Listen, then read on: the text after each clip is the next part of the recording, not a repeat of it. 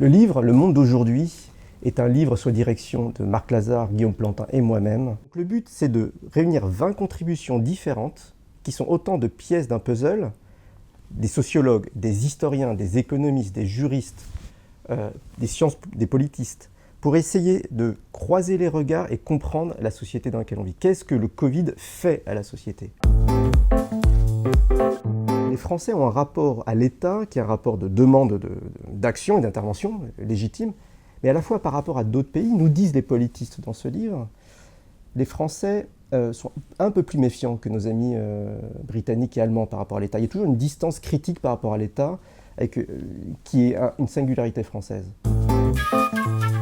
Si je prends la sociologie, comment notre quotidien le plus concret sur le temps qu'on passe en famille, le temps qu'on passe au travail, le temps dans les transports, les inégalités hommes-femmes dans le cadre du travail et de la famille ont pu évoluer du fait de cette période de confinement. Nous avons choisi collectivement d'arrêter l'économie, de la ralentir en très grande partie pour sauver des vies, pour des bonnes raisons.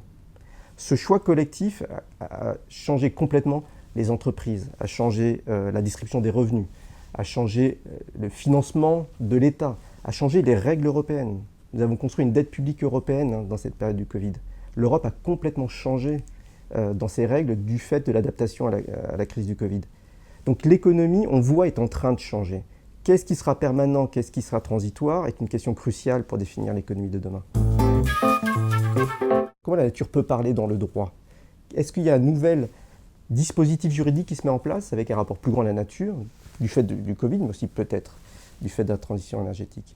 Je pourrais multiplier les exemples de toutes ces sciences sociales en train de se faire, qui sont autant d'angles pour essayer de penser la société actuelle, pour voir comment nous sortirons collectivement de cette crise du Covid et quels sont les chemins possibles que l'on peut emprunter pour apprendre de cette crise que nous avons vécue. Sciences Po.